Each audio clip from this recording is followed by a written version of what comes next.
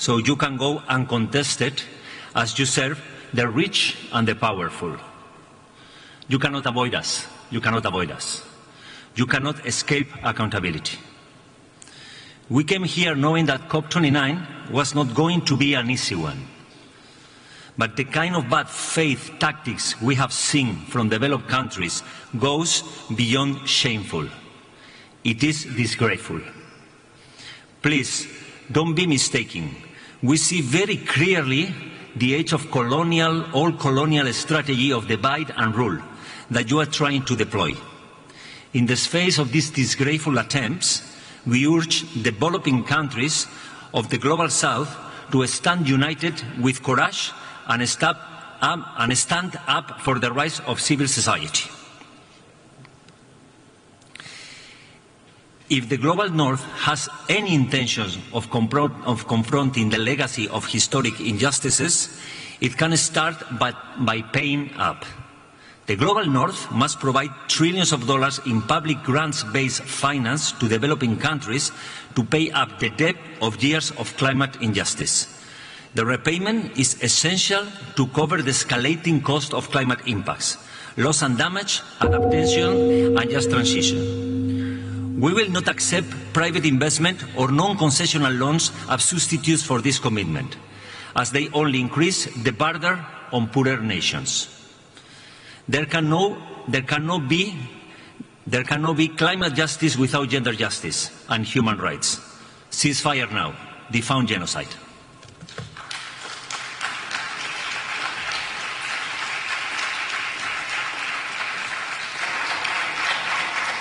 Thank you, sir. Now it is my pleasure to thank you.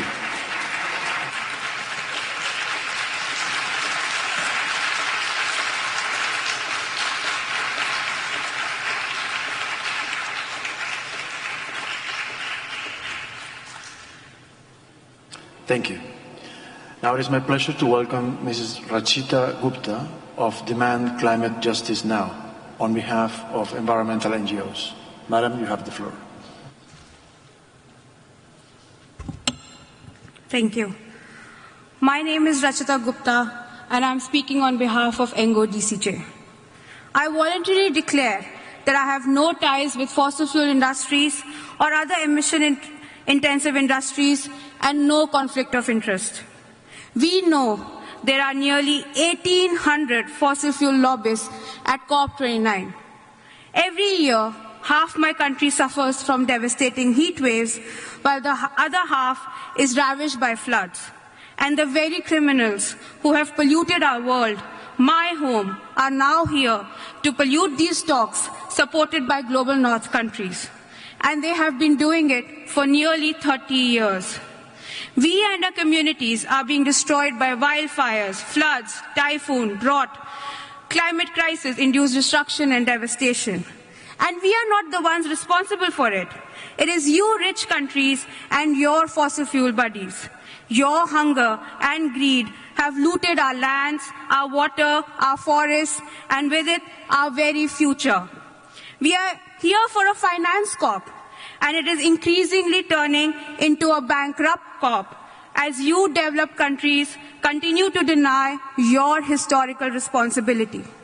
We demand an ambitious NCQG of $5 trillion USD per year as new public, grants-based and non-debt creating climate finance for mitigation, adaptation and loss and damage. You can't lie to us that you don't have the money. You provide $1 trillion USD in subsidies to fossil fuel companies and $1 trillion USDs to your militaries. You would rather fund war, conflict and genocide than climate action. You want us to instead sell our lands and resources as carbon markets to continue your imperialism and colonialism. Now I call on our governments to stand up, stand strong against the dirty tactics of the rich countries. You are here representing millions of people back home. A bad deal the one that shifts the burden to global south countries or dilutes the global north's obligations, is worse than no deal at all. Don't let global north governments derail this process and sow division. Our power lies in our solidarity. We simply cannot afford another shameful and empty outcome. We are asking for our right to exist. Defund genocide, fund climate justice. Thank you.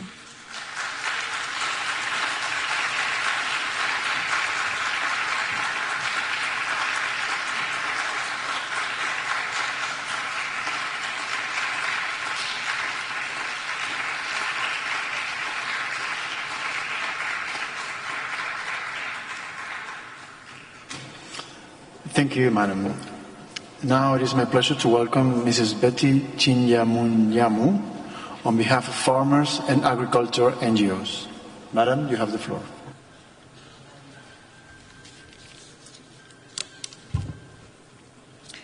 Mr. President, Excellencies, distinguished ladies and gentlemen, my name is Betty Chinyamunyamu, CEO of the National Smallholder Farmers Association of Malawi, speaking here today on behalf of the UNCCC Farmers Constituency.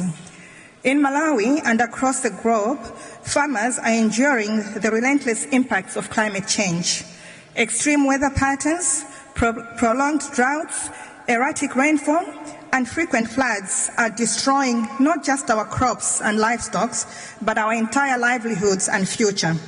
We therefore urgently call for climate action that prioritizes the needs and solutions of farmers and is supported by adequate means of implementation. Access to land and water, availability of knowledge and information, adoption of locally appropriate technologies are not luxuries, they are necessities. Food security must remain at the heart of climate policies, and farmers' rights must be at the core of proposed solutions, including the development of carbon markets. We also seek greater inclusion of farmers in UNFCCC processes and a strong role for us in the implementation of COP decisions. While farmers around the globe have borne the brunt of a quote of climate-related losses and damages between 2008 and 2018, our constituency has not been included in the loss and damage fund governance. This needs to change.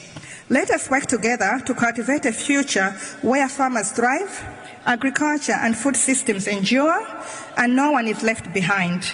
The soil beneath our feet may be humble, but it holds the promise of life, resilience, and hope, not just for farmers, but for everyone. Thank you.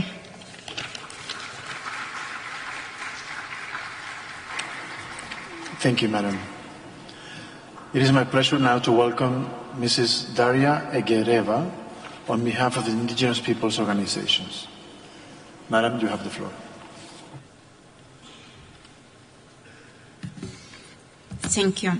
Honorable Chair, distinguished delegates, we stand here as voices from the 7 social-cultural regions of the world, guardians of all ecosystems for millennia. Climate change is not a distant threat, it is a present reality that endangers our homes, cultures and survival. All parties must reaffirm their commitment to the UN Declaration on the Rights of Indigenous Peoples, our right to self-determination, including free, prior and informed consent. These are not just principles, these are essential to ensuring our survival and dignity. The NCQG must be guided by our perspectives and voices in its design and implementation, with a focus on ensuring direct and equitable access to funding for all indigenous peoples. Finance must empower rather than burden us. Conditional loans that undermine autonomy are unacceptable. Adaptation actions must position us as a crucial partners. Our knowledge systems, deeply rooted in harmony with nature, are vital drivers of our effective adaptation strategies. Excluding them risks not only our survival, but also the success of global efforts to tackle the climate crisis. Let us be clear, our survival is deeply intertwined with the health of the planet. The ecosystems we protect and the wisdom we bring are integral to the global response to climate change. By fully including us in all decision-making processes, you help secure humanity's most valuable resources for resilience. Finally, we call on all parties to recommit to the 1.5 target, phasing out fossil fuels and transitioning to sustainable systems that embody the human right to a clean, healthy and sustainable environment. Our leadership, underpinned by our knowledge systems, offer hope and solutions in this collective fight for survival. Honourable delegates, let COP29 be remembered as a turning point where our voices were not only heard but acted upon. Together we can chart a path to a just, equitable and resilient future for all. Thank you.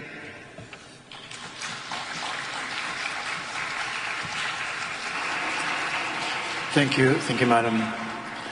It is now my pleasure to welcome Mrs. Marjorie Kaufman on behalf of local government and municipal authorities. Madam, you have the floor. I will speak Portuguese. Boa tarde, Presidente. Good afternoon, ladies and gentlemen, and especially it is an honor to speak to you today on behalf of the state of the Rio Grande do Sul in Brazil, ICLE and LGMA. In May 2024, the state of Rio Grande do Sul suffered the worst climate disaster in its history, a flood that affected 95% of its municipalities. We know that many cities and regions around the world are facing these climate emergency realities almost every year. It is crucial that disaster prevention and response efforts are coordinated between the national and subnational levels with more flexible resource flows for extreme events. Our climate action plan, with the support of ICLE, is being developed with and for the 497 municipalities that make up the state of Rio Grande do Sul.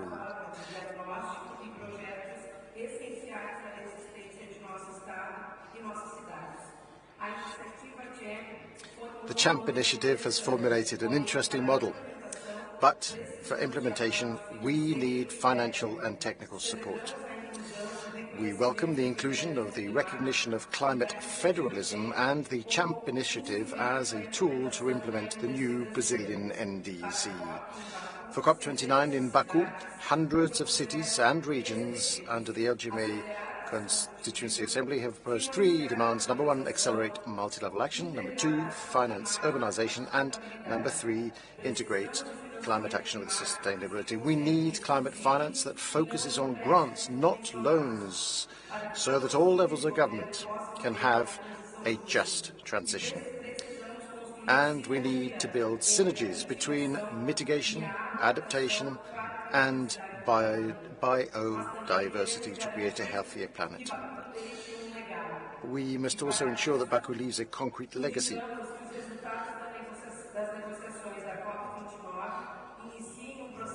The LGMA calls for the negotiated outcomes of COP29 to initiate a process in Baku to seize opportunities for sustainable and resilient urbanization, for climate action to be presented and agreed upon at COP30 in Belém.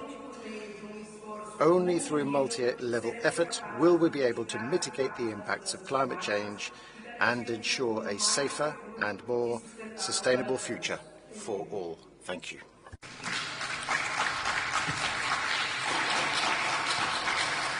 Thank you very much, Madam. Now it is my pleasure to welcome Mr. Gaston Meskens on behalf of research and independent NGOs. Sir, you have the floor. Thank you, Chair, for the opportunity to speak at this high-level segment. My name is Gaston Meskens from Ghent University in Belgium, and I'm speaking on behalf of the research and independent NGOs. Next year, we will be 10 years beyond the coming into being of the Paris Agreement. While progress is made, there remain multiple open issues. And yet we understand that effective climate policies are essential to maintaining the vitality and resilience of our planet.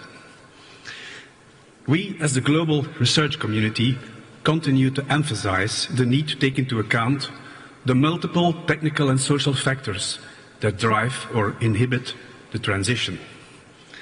Collective knowledge for action is not the sum of independent bits and pieces. It comes into being through inclusive, reflective dialogue, supported by indigenous and local knowledge, as well as by input from the natural, physical, and social sciences, and by technologists working in concert with the humanities. In that sense, the global community of researchers should be viewed as a vital resource in supporting the deliberation of actionable recommendations, and it can serve as a resource for the implementation of policy decisions. We need to find better ways to engage current researchers and practitioners in sharing their knowledge, helping others to improve their capacities, and in helping people to understand new knowledge and technologies. Bridging the divide between ambitious goals and current capabilities is essential, especially in terms of capacity building, knowledge sharing, and technology transfer. Last but not least, we cannot look away from the multiple conflicts that concern the global community today. They not only threaten the vulnerable and destroy vital infrastructure, but they also pose challenges to reaching negotiated agreements and to achieving Paris Agreement targets. Also, in the interest of effectively addressing the complex problem of climate change, we urge parties to seek peace and unity today. Thank you.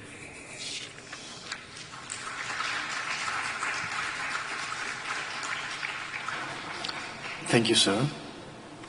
It is now my pleasure to welcome Mrs. Joy Hernandez on behalf of trade union NGOs. Madam, you have the floor. Thank you, Chair. I'm from the International Trade Union Confederation Asia Pacific, and I speak on behalf of trade unions worldwide. We defend the rights and livelihoods of our nearly 200 million members. I declare that I have no conflict of interest with the fossil fuel industry. Workers are on the front line of the climate crisis, from the factory floors to open fields, from cities to remote communities. Workers face rising temperatures, air pollution, floods, droughts, and wildfires that threaten their lives and livelihoods. According to the International Labour Organization, 70% of workers worldwide, amounting to 2.4 billion people, are at risk from climate-related health hazards. This burden falls disproportionately on workers in the Global South, in conflict zones, and in vulnerable sectors like care work and the informal labor, where women are overrepresented. Yet, the voice of workers and their organizations are sidelined from crucial discussions that are affecting their livelihoods and futures. We call on all governments to honor the commitments made in last year's Just Transition Work Program and to take decisive action. This means mobilizing radical and ambitious climate finance through a new collective quantified goal that ensures just transition in trillions, not billions.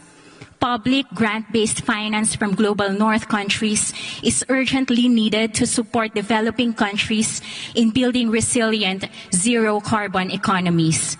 Above all, we need deep systemic change that protects both human rights and workers' rights, with policies ensuring a future with living wages, safe and healthy working conditions, access to skills development, social protection, and long-term security.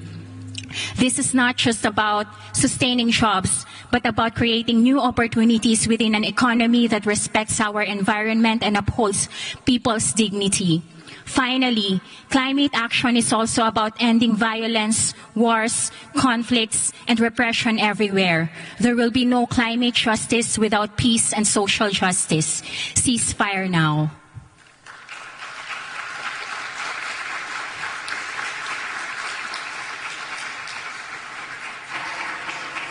Thank you very much, Madam.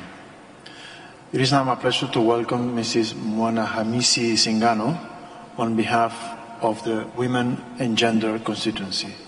Madam, you have the floor.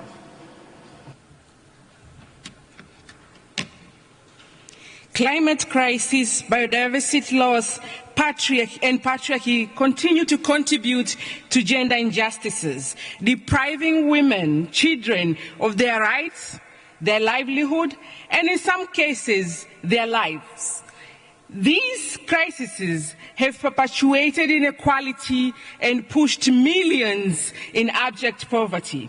The Lima Work Programme on Gender, established in COP20, marked a critical step in advancing gender justice within the global climate framework. It aimed to challenge the persistent gender imbalances in the global climate decision-making and ensure gender consideration are woven into every facet of climate policy and in action. At COP29, women and gender expect parties to agree on an ambitious work program with a concrete action beyond the rhetorics. This decision must ensure that the voices, experience, and the leadership of women in all their diversities, particularly indigenous women, rural and frontline community women, are at the heart of climate governance. The work program we expect should deliver gender justice transition based on the care of people and planet towards gender-just climate future, respecting intersectionality and diversity as the key to gender inequality is inevitable. President, for far too long, feminists have demanded gender-just responsive climate finance to deliver effective and gender-just action. The NCQG decision should ensure critical access to finance, to locally led and right-based climate action, often delivered and led by women and girls. Climate finance that isn't gender responsive or human right-based is simply ineffective. COP29 must deliver new, additional, predictable, grant-based and ambitious climate finance at scale and quality that is needed to address the urgency and the need of the people and the communities in developing countries. COP29 needs to ensure Paris Agreement goals can be achieved and work program on gender is implemented. Defund genocide, climate justice now. There will be no climate justice without human rights and gender justice. Thank you.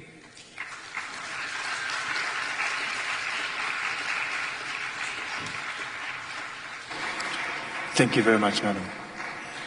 Now it is my pleasure to welcome Mrs. Adela Esther Tuitui and Mr. Simpilo Siabuanta on behalf of the Children and Youth NGOs. You have the floor.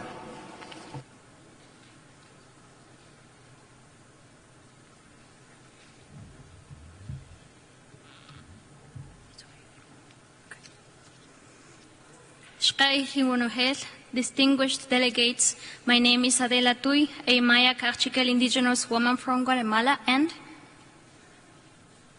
my name is Simpilo Siabuanta from Zambia. We speak on behalf of the Children and Youth constituency, Yango. We voluntarily declare that we have no direct tie to the fossil fuel industry or other emission-intensive industries, and thereby no conflict of interest. We want to inform you that part of this speech will be in Spanish. Kindly put on your interpretation devices. As representatives of Yango, we bring to this plenary the voices of young people across the globe. We speak not just as stakeholders, but as stewards of the planet we all share, a planet whose survival requires bold action now. As we advance this second week of COP29, we call for a shift in the current pace we are tackling the climate emergency. We cannot accept more failures and broken promises in climate finance. The global north has failed to fulfill its commitment under the Paris Agreement and keeps avoiding its historical responsibilities. Since you have decided to exclude us from the conversation, we will keep it simple. The new collective quantified goal must be grant not loans, based on human rights and protecting the rights of indigenous people and vulnerable communities, including Afro-descendants, addressing loss and damage, and it must save all people and communities. Stop failing us, and stop failing the Paris Agreement. The fine art is there. Use it. Also, on the fund for responding to loss and damage and the adaptation fund, we expect more pledges. This is simply not enough.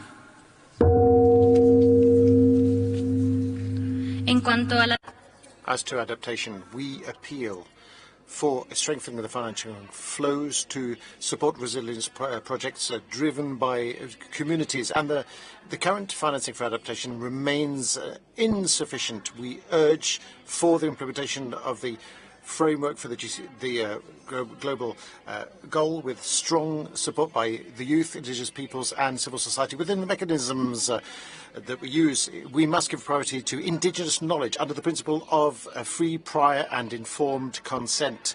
In addition, we ask for the support of developed countries for the development of and implementation of national adaptation plans. Mitigation is important, but it shouldn't happen unfairly. Young people ask for just transition focused on renewable energies, sustainable jobs, and respect for human rights. It is time to get rid of fossil fuel subsidies and use the resources freed up to support innovation and guarantee a fair, just future for all generations. The climate crisis is not gender neutral. Women and marginalized genders, particularly in the global south, are disproportionately impacted, yet they remain underrepresented in decision-making processes. We urge parties to enhance gender-responsive mitigation and adaptation strategies, embedding gender equity into nationally determined contributions as well as financial mechanisms. Finally, climate security must take its rightful place as a cornerstone of negotiation. The climate crisis is fueling conflict, displacing millions and threatening global peace. We call to acknowledge the nexus between climate and security and establish a task force to address this systemic threat. Include youth in peace-building processes, for we are not only advocates but also builders of lasting solutions. This is not just a plea, it is a demand for accountability, inclusivity, and ambition. We are already driving the change. Don't stay behind. Nosotros ya estamos. We are already leading change. Do not be left behind. There can be no climate justice without gender justice. Human rights. Ceasefire now. Defund genocide. Mateo Shiwanogel.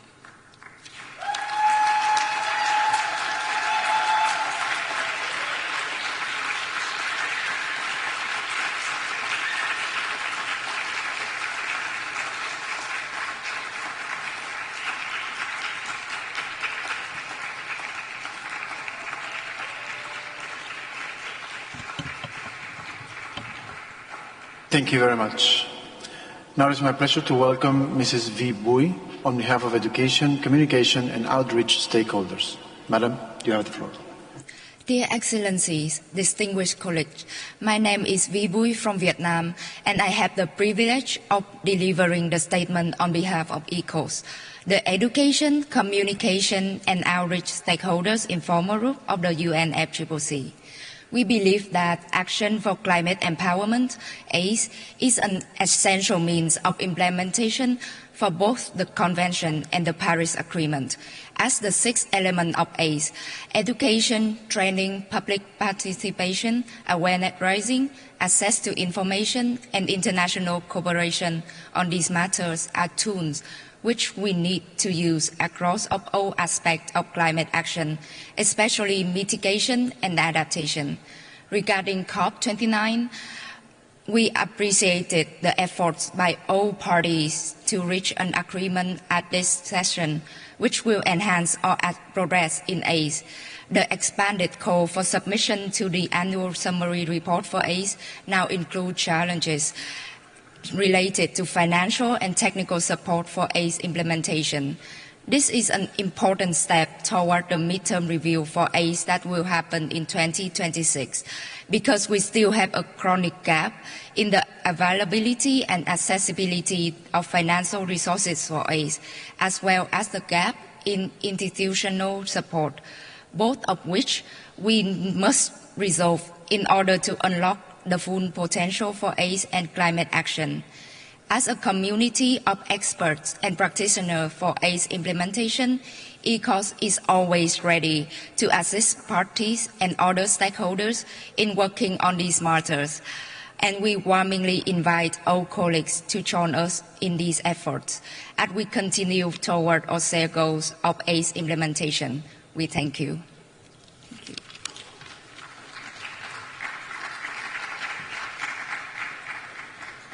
Thank you very much, Madam. It is now my pleasure to welcome Mr. James Williams on behalf of the faith-based organizations. Sir, you have the floor. Bismillah ar-Rahman ar-Rahim.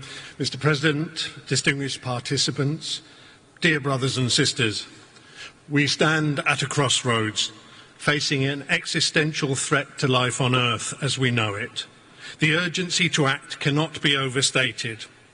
As people of faith from diverse traditions, we believe the climate emergency must be addressed on a moral level. We need to take action now to confront and remedy the interconnected crises of climate breakdown, biodiversity loss and land degradation. We urge the world to act for ambitious climate action. We need to urgently phase out fossil fuels and adopt a fossil fuel non-proliferation treaty.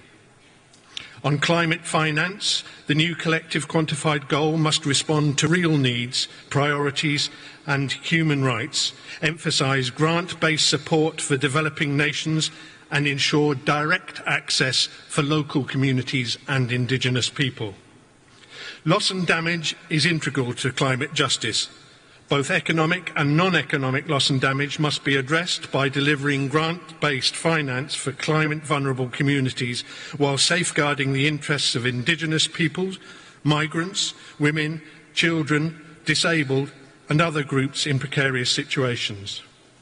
Faith imperatives call for climate action rooted in solidarity, compassion and justice for all, prioritising sufficiency, efficiency and equity. Intergenerational justice, indigenous people's rights and gender justice must permeate all aspects of climate solutions. As people of faith, we believe that in fostering a spirit of hope, trust and decisive action, we can lift the human family spirit and create ripples of positive change. Together, we can give the world a reason to feel hopeful about our shared future. Thank you.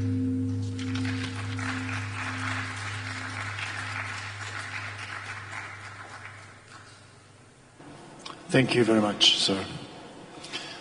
It is now my pleasure to welcome Mrs. Nadia Haddad on behalf of the Disability Caucus. Madam, you have the floor.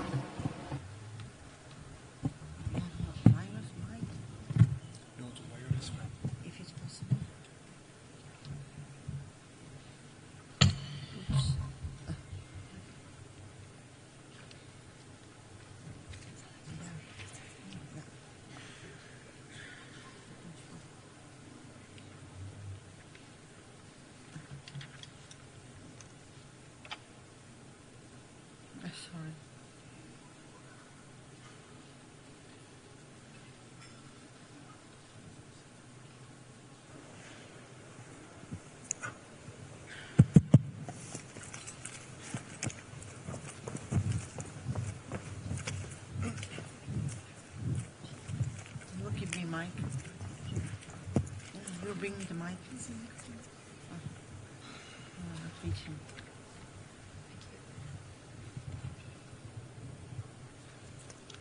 Excellencies, states observers, colleagues. My name is Nadia Haddad. I am speaking on behalf of the Disability Caucus.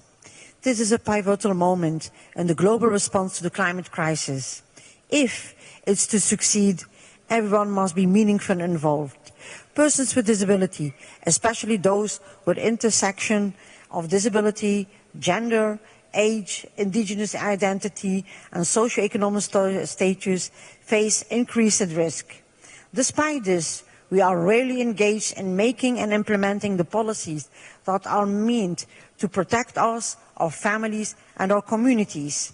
Our leadership and lived experience are essential in crafting solutions that benefit everyone.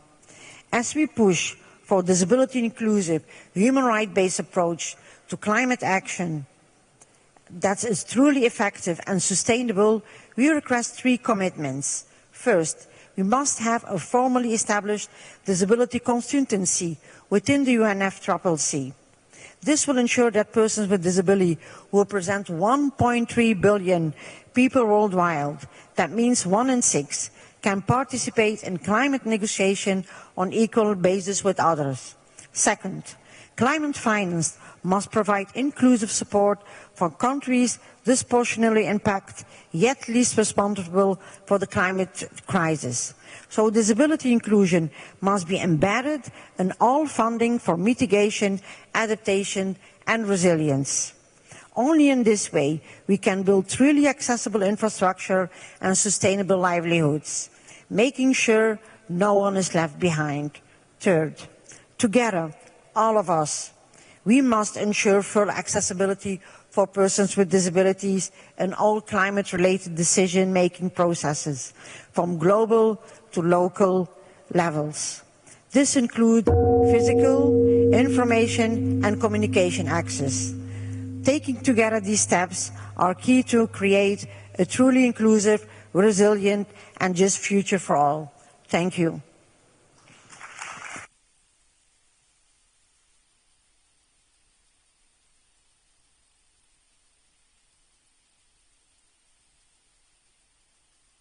Thank you very much, Madam. Dear colleagues, I thank all IGOs and NGOs for your statements. Distinguished delegates, this brings us to the end of the statement by IGOs and NGOs and the end of the second part of the high-level segment. With this, I declare this joint meeting of the COP, CMP and the CMA adjourned.